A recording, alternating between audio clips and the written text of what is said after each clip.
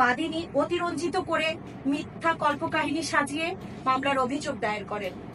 তদন্তে যে অভিযোগ প্রাথমিকভাবে প্রমাণিত হয়েছে তা পেনাল কোডের ৩২৩ ধারার অভিযোগ। ফৌজদারি বিচার ব্যবস্থায় পেনাল কোডের এই ৩২৩ ধারার অভিযোগটি একটি পেটি অফেন্স হিসেবে আমরা জানি। অথচ এই অভিযোগটিকে বিভিন্ন সোশ্যাল মিডিয়ার মাধ্যমে, লাইভের মাধ্যমে একটি গুরুতর জখমের অথবা অ্যাটেম্পট টু মার্ডার কেস হিসেবে দাবি করা হচ্ছে দিনের পর দিন। বাদী অ্যাটেম্পট টু মার্ডার বা হত্যা চেষ্টা মামলায় বানোয়াট অভিযোগ দাখিল করেছেন আমার আসামির বিরুদ্ধে। আচ্ছা, এবার আসি তাকে প্রকাশ্য রাস্তায় ফেলে গলা চেপে ধরার ঘটনাটি।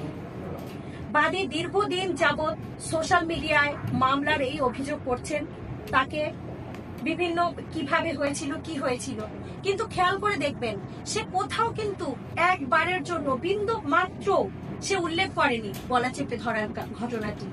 এতে বোঝা যায় কোথাও বলেনি। আমরা লাইভ দেখেছি, এক্স্যাক্টলি। তো আমরা দেখেছি মামলার এজাহারে কিন্তু গলা টিপে ধরার বিষয়টি লিখেছে। তাহলে যদি ওনার এটাই হতো, আর আবার আরেকটা কথা, গলা টিপে ধরলে সেটাও কিন্তু মেডিকেল সার্টিফিকেট হতো, কারণ গলা টিপে ধরলে সেই যে একটা স্ক্র্যাচ, একটা গলা একটা দাগ, ন্যূনতম একটা দাগ থাকবে, একটা স্ক্র্যাচ থাকবে, সেই ধরনের কোনো নমুনাও কিন্তু মেডিকেল সার্টিফিকেটে ছিল না বা ইনজুরি সার্টিফিকেটে ছিল না। তাহলে আমরা ক্লিয়ার হলাম উনি অতিরঞ্জিত করে মামুনকে একটা মিথ্যাভাবে ফাঁসানোর জন্যই গলা টিপে ধরার ঘটনাটি দেখিয়েছেন ও তার অভিযোগে।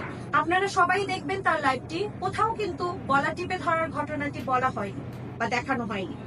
আচ্ছা, ফৌজদারি কার্যবিধিতে প্রতিপক্ষকে জব্দ করার জন্য আমরা অ্যাটেম্পট টু মার্ডার হিসেবে ৩০৭ ধারা, যেটা উনি গলা টিপে ধরা, এটা বানোয়াট একটা কল্পকাহিনী সাজানো আমাদের আদালতের নিত্য নৈমিত্তিক ব্যাপার। তারপরও এই ৩০৭ ধারা এমন একটা ব্যাপার যেটাকে প্রমাণ করতে হলে পারিপার্শ্বিক সকল ধরনের সাক্ষ্য প্রমাণ ৩০৭ ধারাকে সাপোর্ট করতে হয়। এখানে আমাদের মেডিকেল সার্টিফিকেটটি ৩০৭ ধারাকে সাপোর্ট করেনি। আমাদের যে ফৌজদারি বিচার ব্যবস্থা আছে, অভিযোগ সন্দেহের ঊর্ধ্বে প্রমাণ করতে হয়। যেহেতু বাদীর এই মামলায় অতিরঞ্জিত এবং বানোয়াট তথ্য সংযোজন করা হয়েছে, সেহেতু স্বাভাবিকভাবেই অভিযোগের বিষয়ে সন্দেহের সৃষ্টি হয়েছে। স্বাভাবিকভাবেই সন্দেহের সুবিধা বা বেনিফিট অফ ডাউট আমার আসামির পক্ষে যাবে। যেহেতু ফৌজদারি মামলা তদন্তের সময় আসামি পক্ষের আত্মপক্ষ সমর্থনের কোনো সুযোগ নেই, সেহেতু আসামি তার বিরুদ্ধে আনিত অভিযোগের বিষয়ে তার বক্তব্য বা অবস্থান তুলে ধরতে পারেননি। আমরা আদালতে হাজির হয়ে আমাদের ডিফেন্স কেস তুলে ধরি এবং আদালত কিন্তু সন্তুষ্ট হয়ে আব্দুল্লাহ মামুন সাহেবকে জামিনের দরখাস্ত মঞ্জুর করেন। কিন্তু বাদীপক্ষ তখন থামেননি।